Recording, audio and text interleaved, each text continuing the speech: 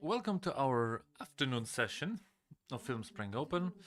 The title of this lecture does the job. I think we all would all want to give a lot to understand how to get the glamour, money and fame, and that will be discussed by the laureate of the Fryderyk Award, Tomasz Śliwiński. Tomasz Śliwa, sorry. Hello, hi. Listen, the title is as it is. I would like to tell you a few words about advertising from the outside and not from the inside. It is a bit of a tongue-in-cheek title. Let's see if after my lecture you will say you will really believe that it's glamour, money and fame in commercials. I've been working in the commercial world for the last 18 years, maybe, because I stopped counting. I've been working a lot. I went through all departments from the bottom to independent director. I had my feature debut. I made a film, The Strangers. My first series enters Netflix right now. I encourage you to watch that. I also made a format, The Ear of the President, of the Chairman. You probably have heard about that. I would like to go through the commercial world. And if we wanted to talk why do we do commercials? Because commercial is a nice perfumed but stupid sister of the movie. This is the popular opinion, but it doesn't have to be like that. The commercial can also give you a lot if you're because I'm a practitioner, not a theoretician. So commercial can do you a lot in terms of workshop of your skill set. First of all, why do you do commercials? Doing commercials in a professional way, it's like a school. You will have access to the newest technology, to the newest equipment that only enters the market. The commercials adapt things first because the responsibility is lower, and if you're a shrewd director, you can have free tests of equipment on every set, and I would encourage you to do that. The commercial tries to be young all the time. So whatever happens on the market, different ways of storytelling. Right now, during pandemics, virtual reality gained track, motion control, motion capture, multi-camera work, high resolution work. It all started in commercial world, and then it was transferred into the film world.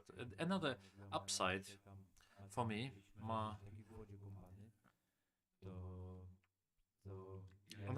is that I can't wait for the effect, and the effect in commercials is very quick. You enter the project, which takes 1 to 2 weeks, and starting from the beginning until the collation, you can see the effect of your work. And it is so that this margin of error is bigger, because if you work on a movie for 5 years and it doesn't work out, it's not a nice day. If the commercial is not good enough, you probably have in perspective another project which can console you or bring you down, because it's not an easy job, because I will not be sort of offering you miracles, but it gives you in a nutshell the whole path from pre-production through to post-production, and it works very, very fast and it's very well planned. So if you're not a person who's well organized themselves, the commercial producer will format you in such a way that you will have everything put in place and everything inscribed in your calendar. Another very important thing, which is the skill of synthetic storytelling. Synthetic storytelling is a total school for the film. How to tell a scene with the least amount of shots, or it teaches you a lot of precision. We have 30 seconds. Sometimes pack shot takes 3 seconds, so we have 27 seconds to tell a story. It happens also we these the commercial directors, we know that there's been some Facebook mm, workshop, and then all the clients in the whole city say we want to have 15-second commercials because that's what was said on the Facebook workshop, or every commercial has to start from the portrait, and you have to deal with that too. You have to live with that because such fashions come and go, and you have to struggle with that. The synthetic storytelling and the precision is very useful for the film in planning the set design, in planning scenes, and in scene layout, because and fluidly from that synthetic storytelling will let me move to learning discipline and time discipline. I already mentioned this about a bit. Quite often when I started to make commercials, I struggled with the fact that for the first edition, version was 32 seconds or 35 seconds, and that was a very long time. You have to delete half of the movie so that it works. The more experience you have, the more you will know that a 30 seconds commercial takes about 18 to 21 shots, unless the edition is very dynamic, but there's also commercials in one shot, so there are no rules, and an average one is about 18 and 21 shots. And coming back to polishing and honing your skill set, because commercial is this sort of battleground which allows you to get adapted uh, to working with people, with equipment, with the crew, and you will undergo a huge pressure on the set, but your skin will thicken every day. There will be more, of course, stress will stay on the inside, but there will be less of that on the outside, and the skill set is getting better every day, and it's very useful in a feature storytelling and mastering the camera and set design. And here I mentioned another point, that commercials have repercussions on private life, by which I mean it allows you to tame pressure and ensure more confidence on the set, because you never decide about things alone. There is a certain group of people who can arrange everything in such a way so that the clients decide, but you decide yourselves. But it's a huge skill. And remember that in the commercial world, if you make the shot has to be accepted by the agent and the agency, by the client and the agency. So we love that commercial directors, when they appear on the set, they have this syndrome of the back. Of looking back. When I made the scene, I will look back if it was okay. Of course, it passes after several days, but we're used for that. We are judged 50 times a day. It's not easy, really, because you have to approach this in a professional way. I don't want to offend, but these comments are not always smart, and quite often a person who has no idea what he talks about has to say something, because he came and he would sit on the set and he has to show authority, and we have to deal with that. Another great thing in the commercial is the shifting work environment. No boredom, a lot of adrenaline. This gives me a lot of fun. Every day is a different day. It's not a post office. You get surprised every day. Every project is different. Every commercial can be done in a different way. Every commercial can use a different lens, look for a different style. Now it is so that the commercial opens fully to new things, so that it does not have to be so well tamed. No, I'm not talking about those mainstream things, so that the lady is preparing soup, the kids are joyful, and the man is showering is watering the plants.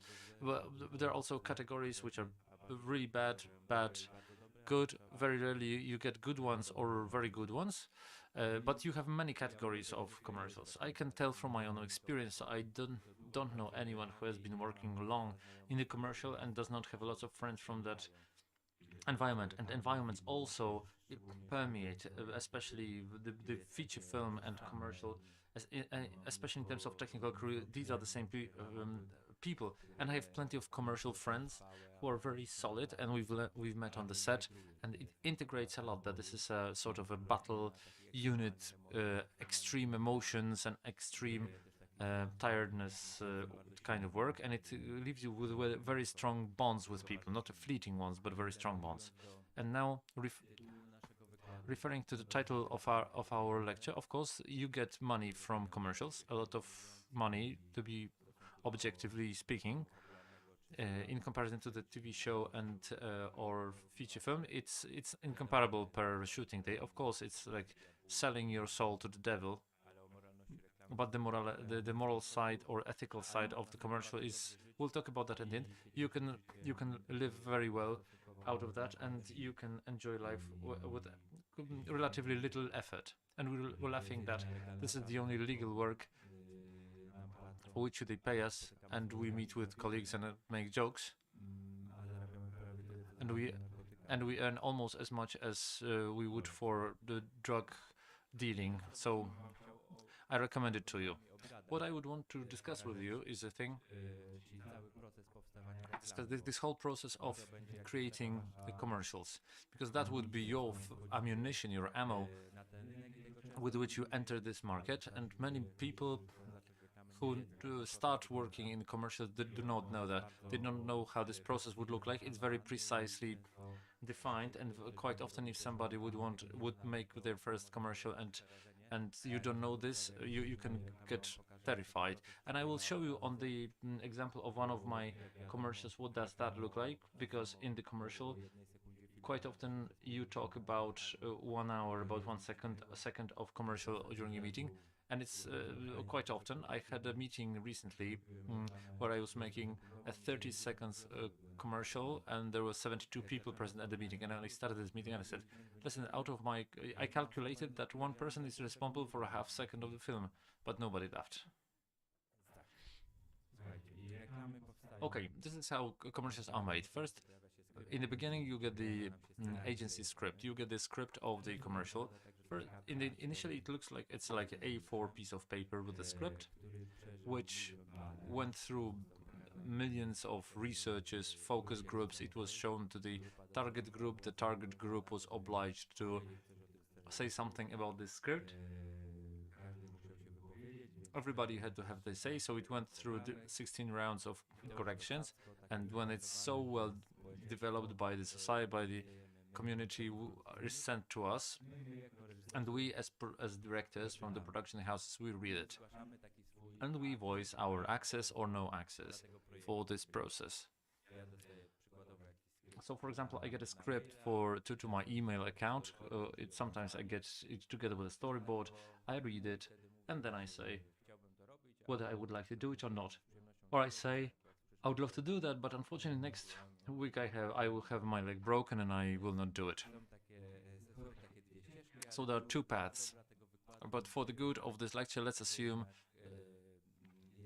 that we are enthusiastic and we would like to work on this script. Another thing, that once we accepted the commercial, they are looking for the director. I heard that there are 420 commercial directors on the market. I don't know where they came from, because last year there were 200 of them, but the topic is growing very fast. When I started out in the commercials, it was, I don't know, 7 or 8 directors. Right now, as you can see, it's easier to start, because this group is growing. And production houses, or the companies that deal with producing commercials, look for among their resources, they look for directors who are good for the project. Quite often, the agency knows with whom they would want to do it, and they let the production house know that they would want to work like this or that. So they shortlist 3 to 5 names, and the directors are fighting, doing a treatment fight, and I will show you what treatment is like. If we get an email or or phone that we were selected to make this commercial as one of the 5. So we have like 20 to 30% of chance. So we get a brief. We have Zoom meeting with the agency. They explain to us what is important for them in that script, who they would like to play in that commercial, what is important for the clients, like which emotions. There are certain things which are out of script and which is revealed during the meeting. For example, they know already that the client really wants that the movie shows that it's hot or that there's a lot of open spaces, or that there's a lot of light, or that there is not enough cuts. They always tell us that during the meeting, and based on that we prepare a treatment. I will now change for a while and I'll show you what this treatment looks like, because we'll go through the project from the very start. This is treatment we did for a brewer from a brewery, and this treatment is provided to the agency and the client, and we describe the following things. Here is an introduction, so that it doesn't start initially from the concept. But what we say, what's important for us in this movie, we show some references, we show the ways of storytelling, how we imagine the work of camera, the casting. We show the references of faces, how we imagine the brand, what the narration would be, or how the internet would upload. Let's try to reload that once again. Okay, this doesn't work, but moving on, I have the film divided into the so-called scene breakdown. Every scene is described, there are references to those scenes, photo references, film references, and basing on this, the client and the agency select the director. So we have that day where our the confirmation of our job comes, and we start working. This is where production process starts. We are connected with the production house that leads us through that process, but from the narrative side we select locations, we have casting, we select actors, and we draw shooting boards, which are an obligatory document for a given project, and this is a project which should not change. Of course, the film is a process and something can catch us by surprise, but shooting board is a contract with our client, that this is what we have to deliver as in a form of film. Let me click quickly through that shooting board, because in a while I'll show you how the offline look like, how these pictures were transferred into raw material. So this is the commercial of Warka that I was showing to you in Warka. We have each scene drawn and with descriptions for each shot. So we know that the director presents such shooting board personally, and these descriptions are for somebody who would be important but absent during the meeting or would learn more about it. Then such a document is always made. Quite often you add timing of the short timing. I haven't been doing short timing because it's so archaic, because I'm always working that I'm editing on the set. So we already have the editor on the set who puts everything together, and the client and the agency can see that. But then we do not have those sad moments that somebody comes to the presentation and says, "That's not how I imagined that." It's very difficult to talk like that, to continue discussion when somebody says something like this. So the timings are not included anymore. You edit on the set. Here, of course, merry people, they drive around the desert and drink beer. Then we have a pre-PPM, pre-production meeting. Pre-PPM is usually done without the client. We describe the agency, all the elements of the film that we're going to carry out. So we show shooting boards, we're showing casting, we're showing mood board, costume mood board, we're showing locations, we're showing suggestions of the music, we're showing key props, and basing on this, we get a coherent document, a coherent discussion that we show at so-called PPM, which is the most important meeting before we start production of the commercial. We confirm here everything with the customer, with our client. It takes quite a long time. All elements are discussed to a great detail, and then we enter the set. The set is the most pleasant part of the whole process. I'm not a fan of theory, but I'm a fan of practice. So this is where I liven up. We're presenting here we're doing the shots that we've offered, and then offline presentation. Always after the shooting is over, we present the so-called raw material without the lighting, without the color. It's like a edited commercial, but it's a certain matrix for further work. It's not ready yet, so that to make things nicer, to get the effects and music. This takes place in post-production house, where post-production of the image took place.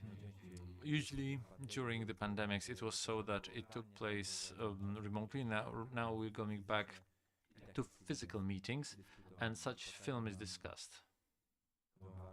I will show you the Varka that you have seen a while ago in the pictures, and before that in the agency script. This is a so-called offline, so something still without effect.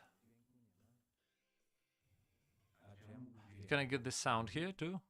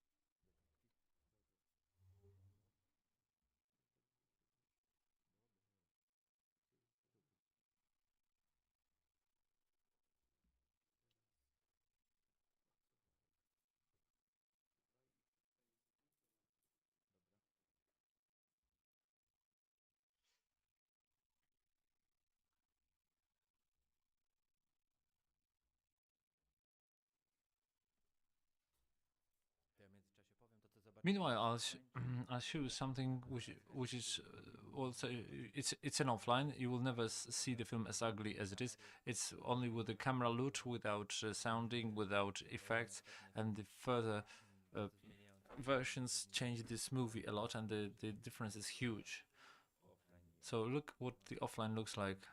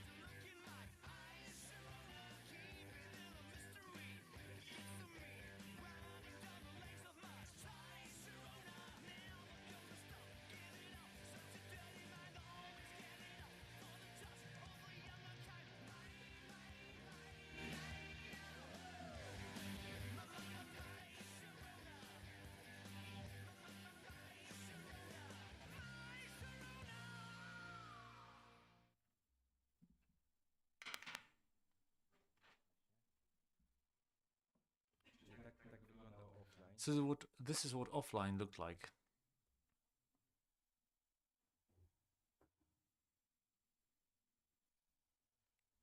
Idziemy dalej. Potem mamy kolor korekcję, czyli całą postprodukcję i całą postprodukcję obrazu. Czyli ten offline, jak już jest pobłogosławiony, to go wrzucamy na kolor. Tam z kolorystą. So then we sort of put it after it's completely and accepted. We put it into color correction. Then the director with the colorist decide what it should look like. It also has to be accepted by the client and the agency. And the post production on the colored material starts. The post production of image and sound. I mean the are being added. Then we have sounding. There's all post synchronizing, some additional effects. And we do it during the online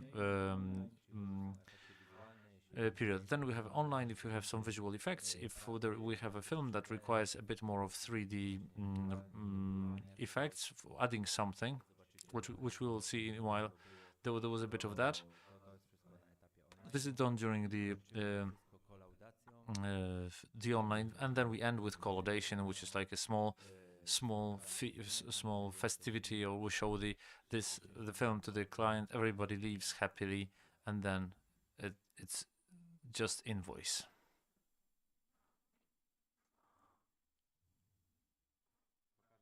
I will show you in a while the online version.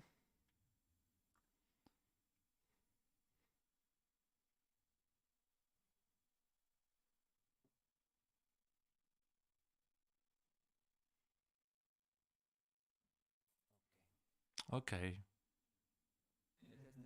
This is the same movie after 3 weeks of hard work of many graphic designers, after coloring, after the sound.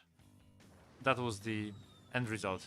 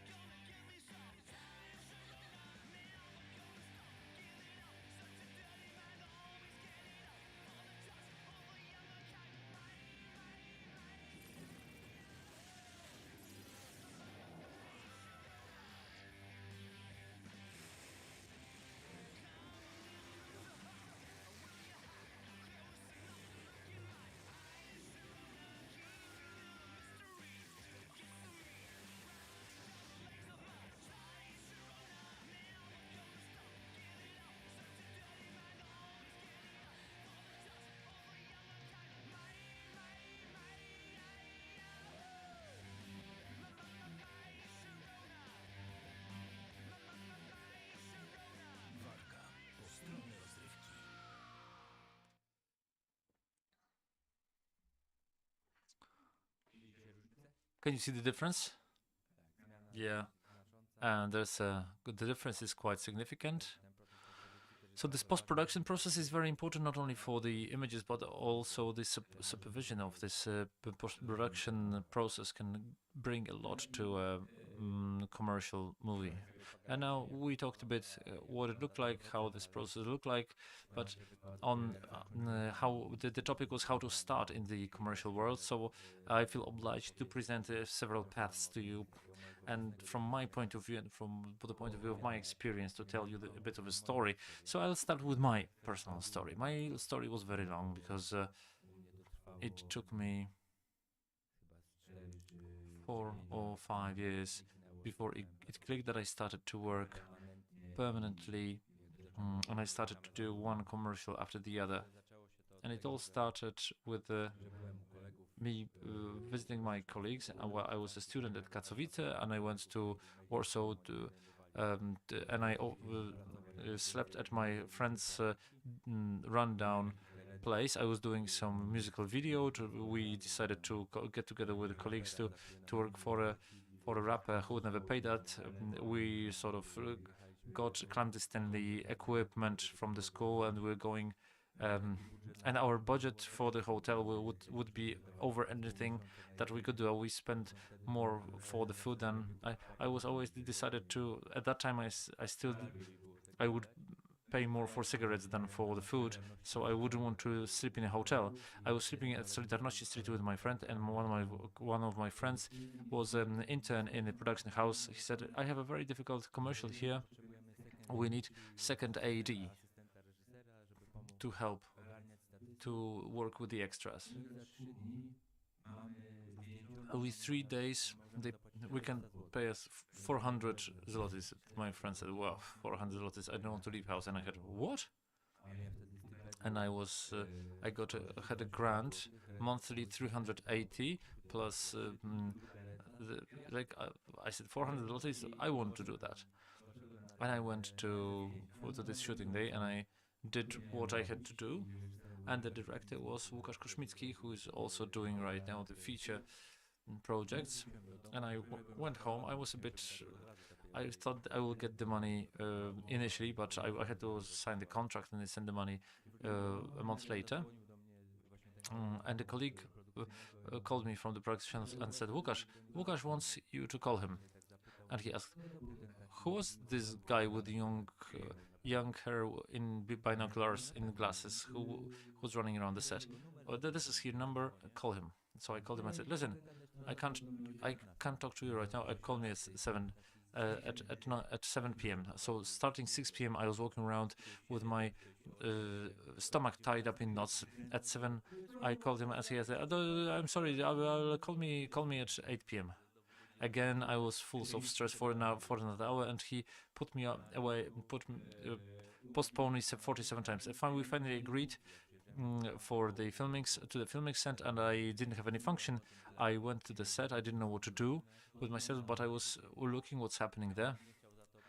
Nobody wanted to pay me for a guy who's helping, but he's not doing anything. I was too weak to be the second assistant director. I didn't know anything else, so I was trying to do whatever I could. Maybe moving some cables, bring the coffee. I helped to work with the cases, not to just stand around. And we were looking with Łukasz. We started to get more acquainted. I would pay for. I was moving from Warsaw to Katowice and back and I was spending all my money on that. And he said, we have to come up with something for you. You will be preparing this script. You will be working on the slate. You will be working on the monitor, and you will see everything I do." That's perfect, and that's how it happened. For a year, I was doing the script for him. He said, "Well, the script doesn't make most sense. Now you'll get second director." I said, "I'm afraid. Oh, come on." And he said, "No, you'll be assistant director." So from the beginning, I treated that as a school. I didn't want to be the second director. I wanted to be the director, as everyone would be. And he said, "Well, another school for free, and you can meet colleagues and earn money. That's perfect." And making the long story short, that's how it happened. That we traveled the world together. We made 1,000 commercials together. It was a great military sort of Prussian school, great from the point of view of skill set. We made commercials. The one the script had 3 lines. It said, "The waiter leaves the brewery in Żywiec. It has 6 beers on the.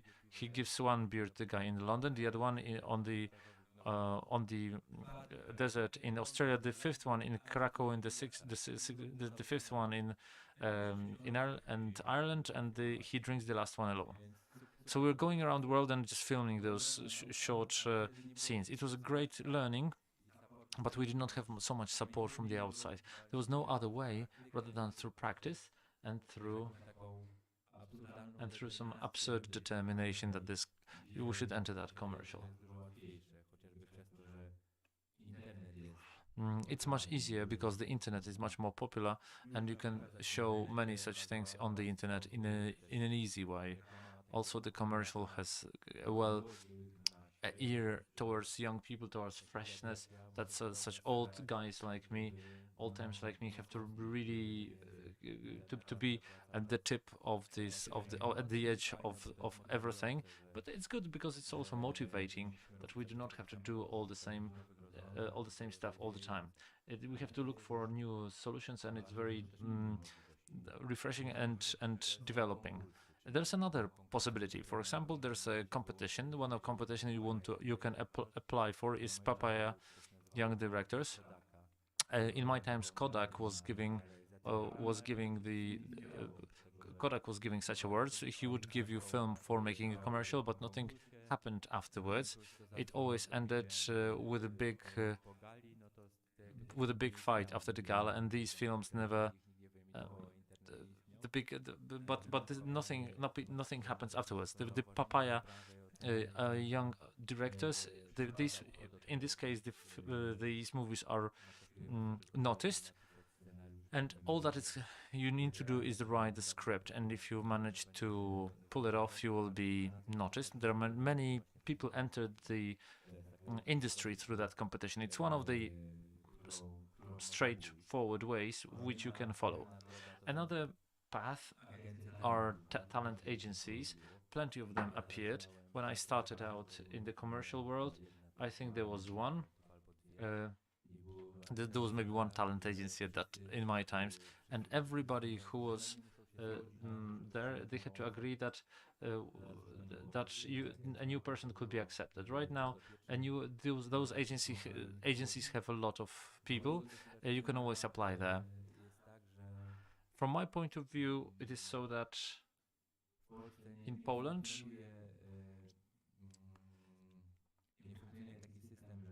there is no system like agent is selling the director to the client. It's more as certain legal and schedule work. Of course, it is well known that scripts come to the agency, and the agents suggest that we have a good director like this or that. But usually, you have to have something that, for them to accept you. It's not like you have beautiful or something. They have to have a tool to promote you. Another way, which is very popular right now, and possible to do, are independent, like indie and social projects. I have at least once a year I do one social project, because you can't just take, you also have to give, and I engage my crew to do things for free to make a social campaign. This is also doing good through commercials. And quite often for such independent projects, the agencies are looking for somebody new, somebody fresh, because then there is no such responsibility, huge project, a client who's determined to sell this product, and this is a path down which you can go yourselves. You can write a script for some foundation, and this foundation would later have somebody in the production house. They would know the production executive producer, and then you can go down that path and do something really fun. It's slightly commercial, and it's part commercial, part indie. Such social projects do not go through all these focus groups and marketing.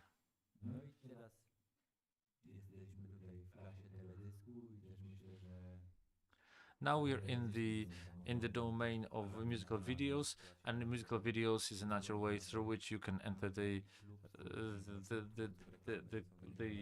club. We have the commercial creators club. It's the most prestigious award for people of commercials, and this year almost all important awards were won by musical videos.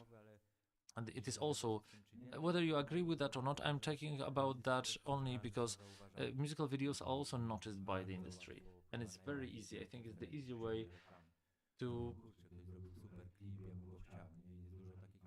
There's a lot of there are a lot of brands which want to be young or like special or go against the grain. They're looking for those directors who are not warped, or they're not corrupted by this commercial world. And musical videos, for example, in Film Spring Open yesterday we were shooting a musical video. I hope it will work as we imagined. And there was a competition for the script,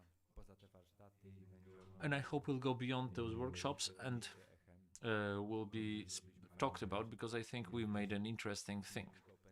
So Film Spring Open is also a path for you to start working in the industry. My path, as you probably know, is the next point. The practice on the set. If they throw you out, you come back through the window. No mercy. Keep pushing. To jest moja metoda. This is my method. Nie dać się zbić Don't allow others to takiej największej to push you off your path, and it allows you to get a lot of polish. You can have up to 120 people on the set. We call those people z miłością. with love, of course. Z miłością ich nazywamy robotnikami We call them the film workers.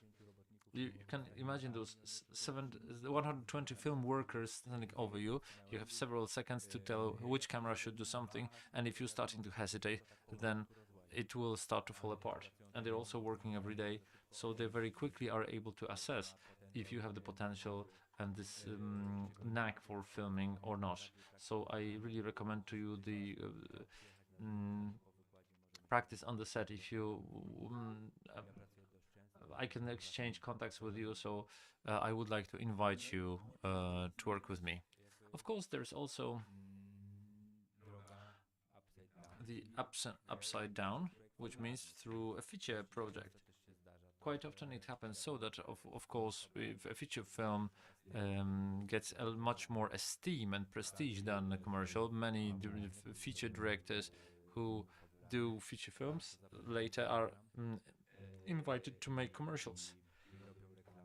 And they do commercials, sometimes with better, sometimes with worse result. But for the clients and for the agency, it is also a certain esteem and prestige that somebody achieves success in a feature film, and they want to have them in the commercials. It's like an additional bonus that you can communicate it. That Mr. X did a commercial of our product, so don't stop developing your feature projects and tell feature stories. And other things, it all depends on this emotional structure. There are people who can establish contacts very easily, and broadening this group of your network in the industry. You should broaden your network, talk to people. You know me, so you can talk to me. I will help you with pleasure.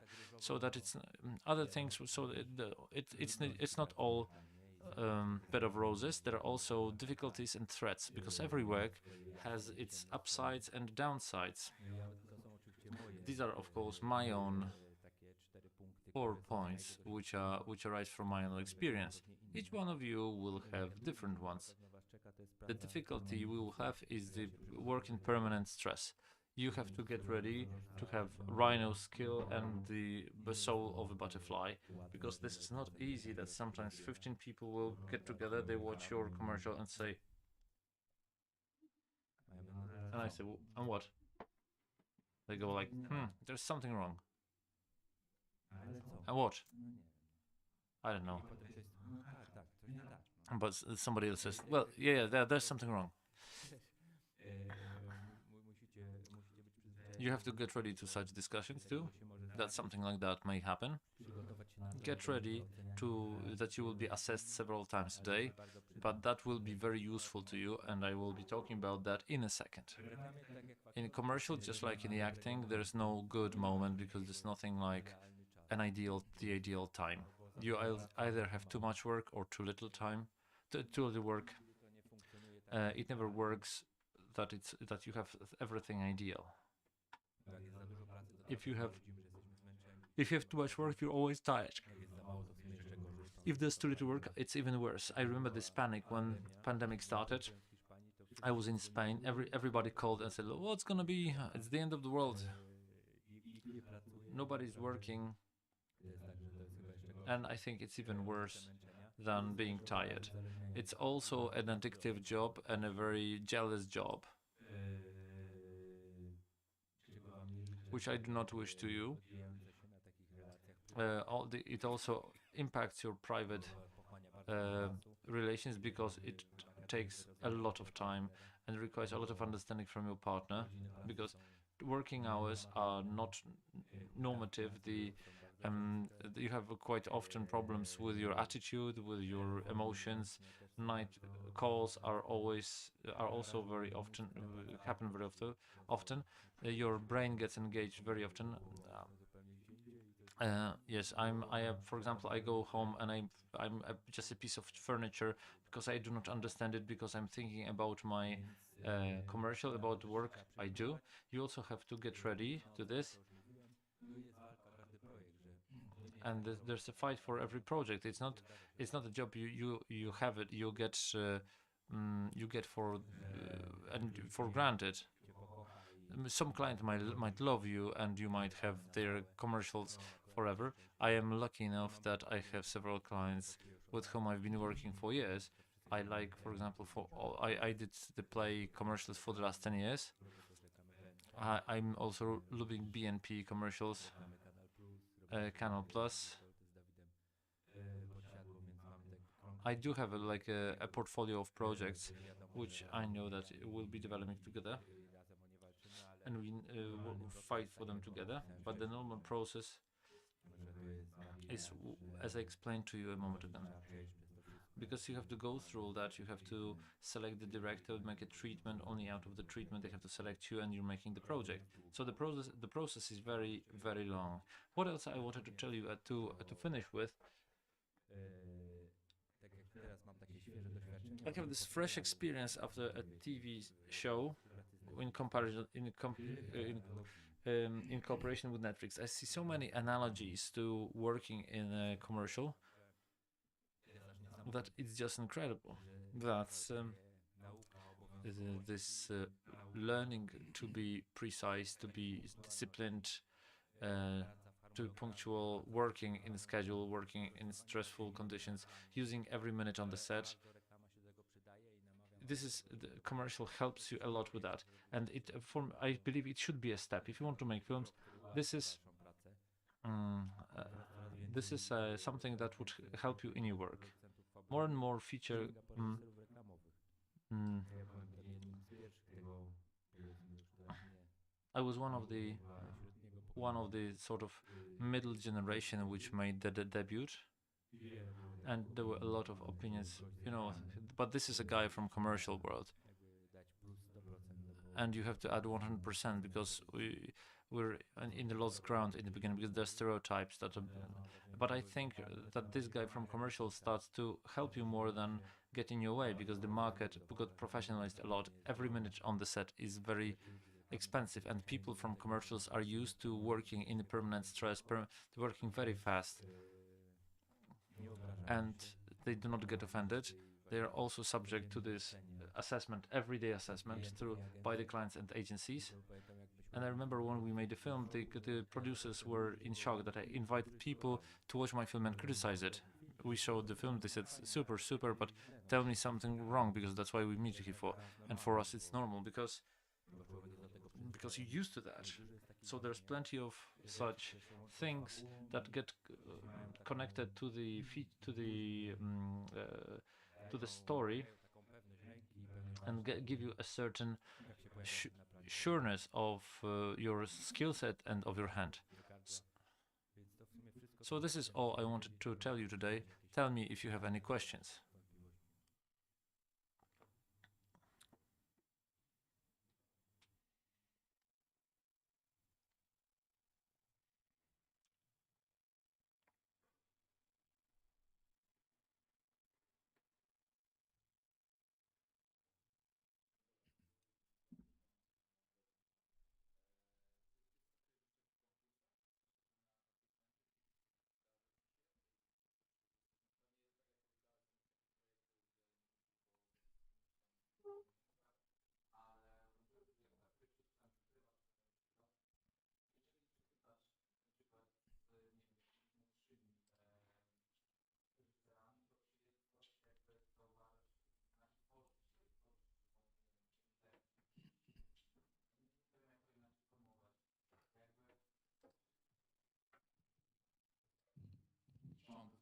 Should I repeat? So first I asked if you take part in competition for treatments, and if so, if you lose in such a competition with somebody who's younger, I wonder what decides that they are being selected. It's different every time, I think, but I wonder what could be the strength in young or creators. And did you find out what it was?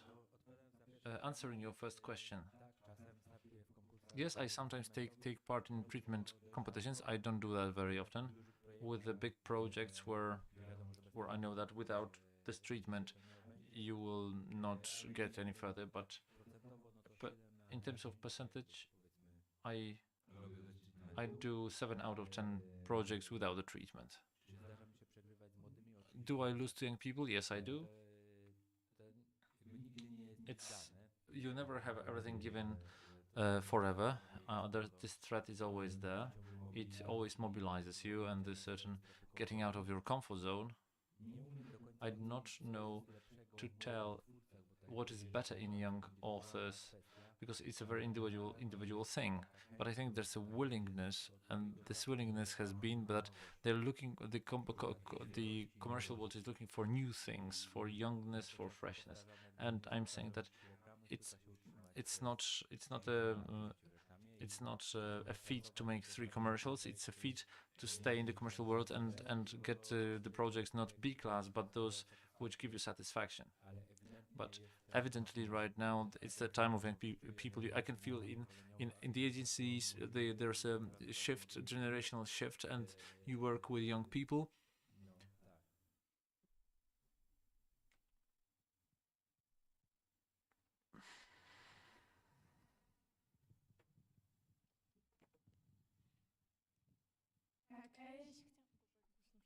Oh.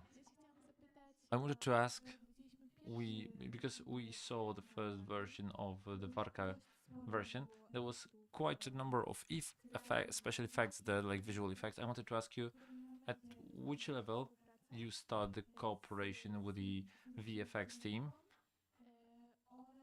and who is responsible for drawing storyboards? Is it the agency that gives you a person and you say, okay, you draw with this guy and you create together, or is it that it's everyone to himself? Starting with the Varka commercial, it was a long process, and Marek, which is sitting there, made we shot we shot it in Africa. Everything we saw, that it was everything that was on the set. There was no post-production effect. This is like raw material that left the camera, apart from this wheel that sort of makes for the meteorite.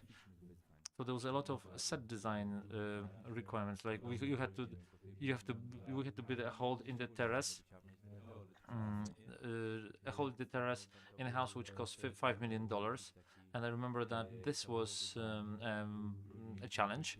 We were building also the effects for the chairs for the computer game, which had to be remotely controlled. This grotto with the water from which our actors are getting out. I didn't tell you because are emerging because the market got so professionalized, and making commercials is expensive.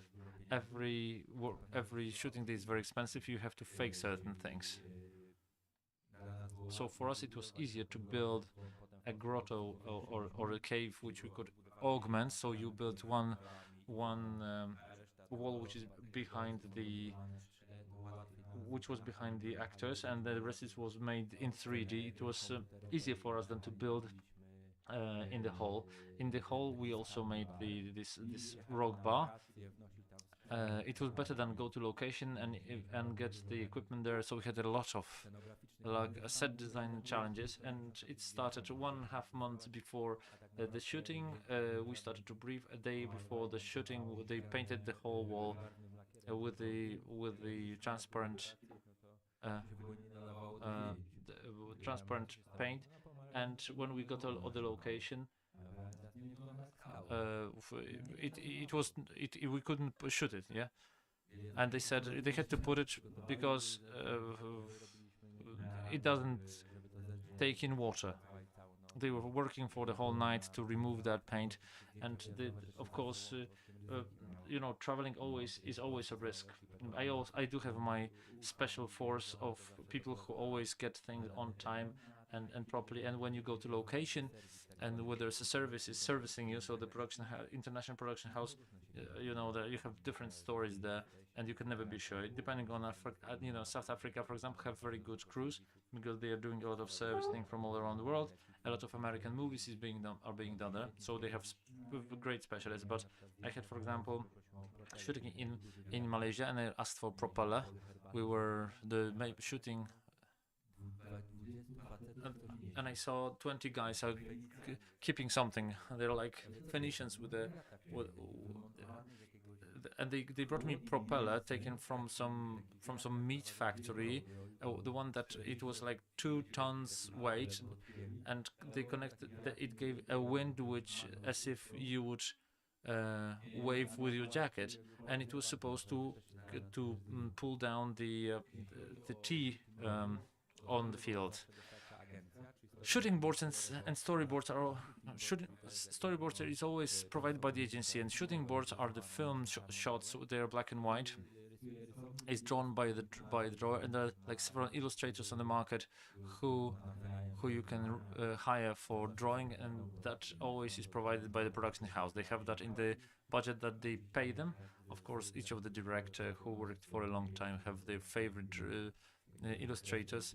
I do have my favorite guys who are easy to brief, because it's quite often that somebody needs a lot of words to draw one thing, and if you have a campaign with 90 drawings, it's a tiring process.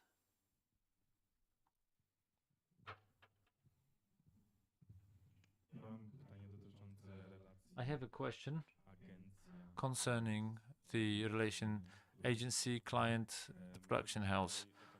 I'm talking about a situation in which the client is not educated and he wants to change too much in the commercial, and we're specialists, and he tries to intrude too much into what we're doing. Is it always a policy where we're trying to convince them in any way to our vision?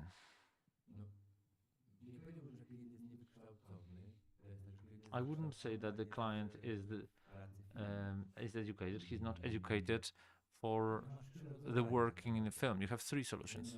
One solution is agree with what they say. The second solution is disagree and have an argument. And the third one, which I always use, the soft persuasion.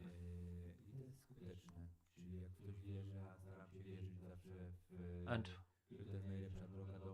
I think it's if I think I have the best way to tell a story, I'm always trying to persuade, but in a soft discussion, soft persuasion with mutual understanding. I don't like to work in a stress, like rudeness, because rudeness is like throwing me off my tracks and it takes away my pleasure. And I have my life motto is I like to do nice things with nice people, and if I don't like to go to work, my motto is going wrong. So I'm trying to do things nicely, in a nice way. And I think for out of 1,000 commercials, I think I was put off my sort of somebody irritated me only twice, but it happens. But you have to be very careful. And the second one, I know that every shot are thousands of zlotys. And right now the question, during the editing, do you use whole shots? How often does it happen? Because we start before that the editing had a lot of influence, how the film was shaped. Right now everything is planned down to the millisecond. You still have and that's an interesting question. It is so that if you delete a shot to which you've been building a huge set design, yes, it's difficult to explain that. What happened? That it's suddenly unnecessary. That one shot did not required a lot of cost, and then it doesn't enter the commercial. It works against you. But individual shots are being deleted with every project. I've been working for a long time with the philosophy that it's easier to whittle the stick than to prolong the stick. So I'm doing that a lot. Film is a process. You can tell this story in a slightly different way, or maybe you can do a director's cut, which is longer if the project is interesting. So I'm always doing a bit more.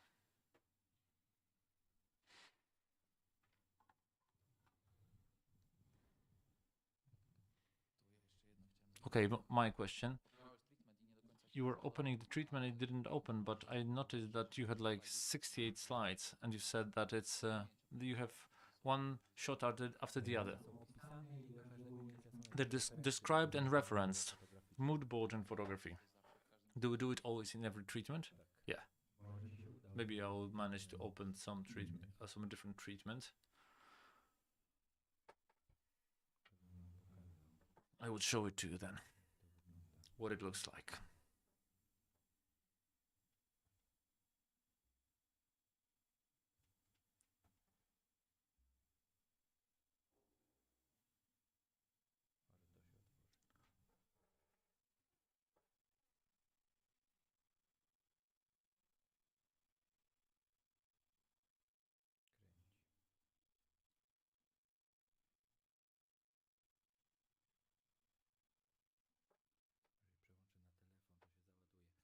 Ale tak, jest. Ja zawsze tak pracuję, bo to też I always work like this because it's sort of each it removes doubt at the ppm production phase. If let's say somebody can say that they imagined something different, and I'm trying to describe that as well as possible. Unfortunately, that does not work. I'm trying to describe this. Oh, look at this! It opened, and here you've got the scene breakdown. So you've got the intro, you've got the reference, some more shots.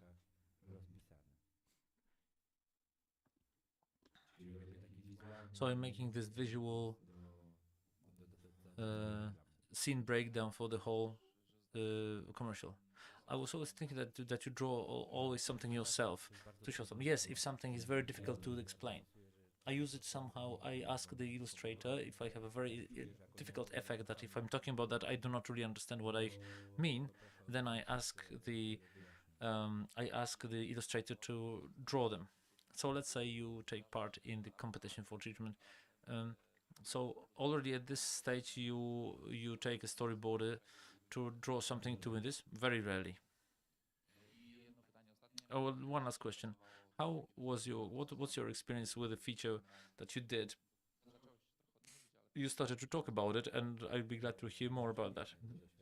That's a great experience. It's like a great experience. I had this feeling that of the stress of entering the set, like being young again, like a virgin. It was fantastic after such a long time, a long experience in commercials to enter the filming set when you start anew.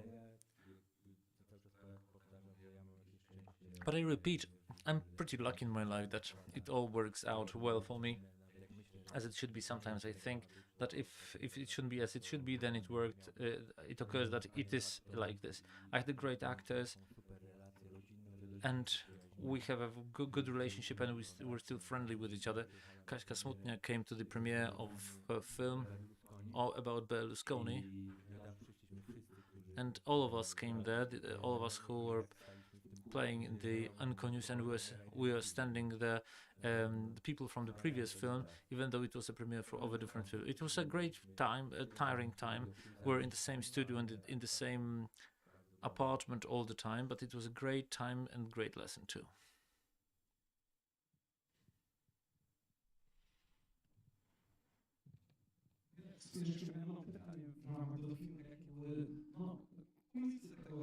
What was the behind the scenes? When did you decide that it's time for you to make the feature film? In what conditions? What happened that you decided to come back to? Well, that way you were sure, because if you were postponing this, how did that work for you? There were conditions that you were sure that it's time. It's time. For me, too, as usual, it was an incident. It was a bit of a random thing. I did a movie, my diploma movie, which traveled around the world and got some awards, and I was afraid to make another film that it would be worse than the one that I did during my studies, and that's how I started to work in commercials, musical videos, and that started to gain ground. And for me, that was an excuse. That's perfect. I'm still working. I'm still doing something. I'm developing, but there was this nagging feeling at the back of my head. So I was called by friends who said that a crazy producer wants to make a remake of an Italian film in Poland, even though it's good to lie in a good company. Even though it's a movie that is included in the Guinness Book of Records because it has like 20 or 30 remakes all around the world. Then it's so I mean it's obviously we are so Sarmatian that the film was not made yet, and we were already met with hate. Don't you have ideas in Poland? An idiot would be able to copy this. Very nice commentaries. But I was talking with Mark and Milena, the coordinator, that I wasn't even aware in my naivete that it could have been the death toll to my career, because if the film would not work with the remake, it would be very difficult to get up, because it was the first. We even had a discussion, a promotional one, because in promotion the distributor did not want to tell it's a remake. I said it's crazy because in the times of internet, why don't you talk about that? You should finally say that we finally have also the remake in Poland. There's great actors. I employed the same actors that played in the original movie. How do you want me to hide that? Like language barrier, she doesn't speak Polish or something. How come?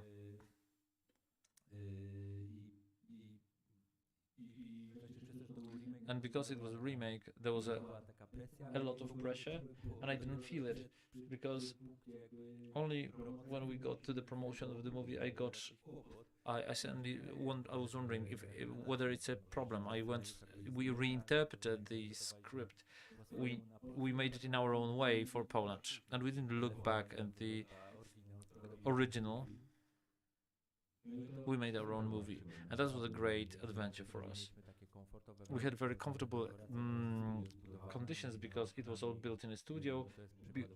This is an example of combination of commercial experience with the feature experience.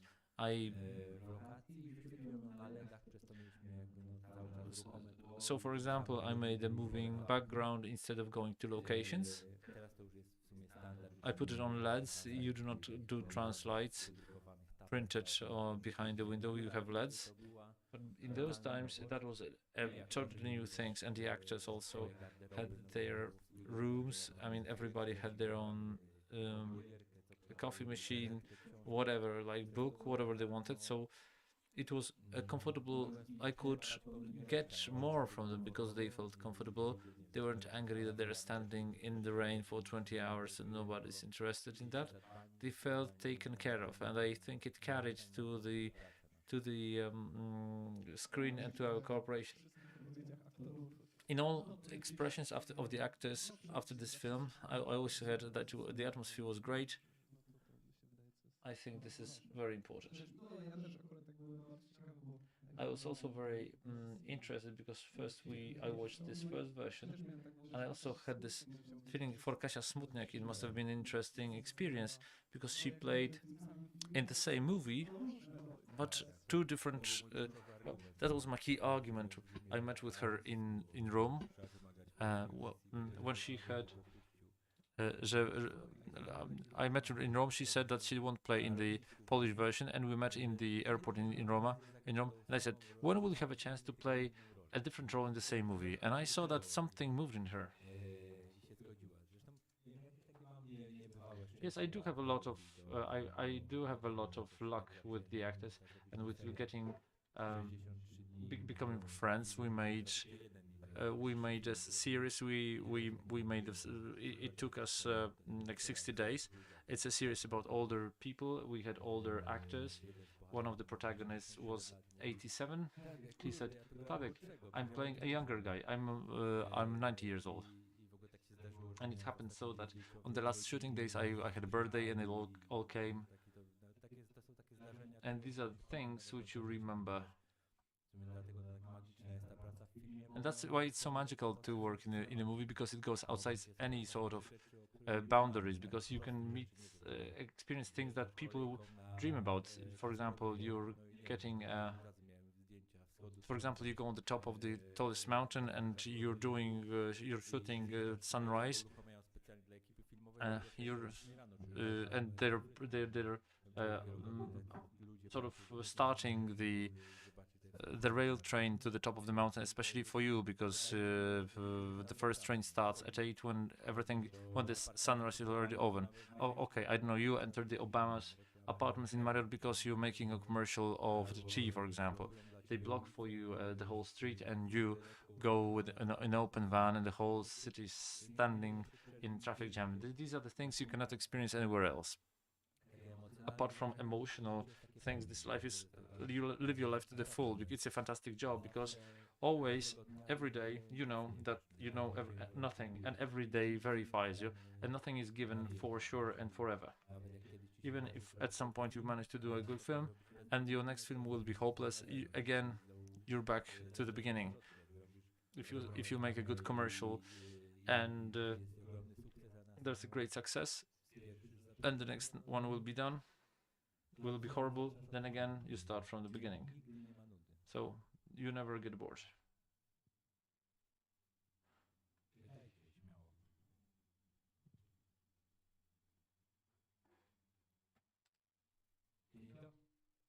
Don, thank you very much.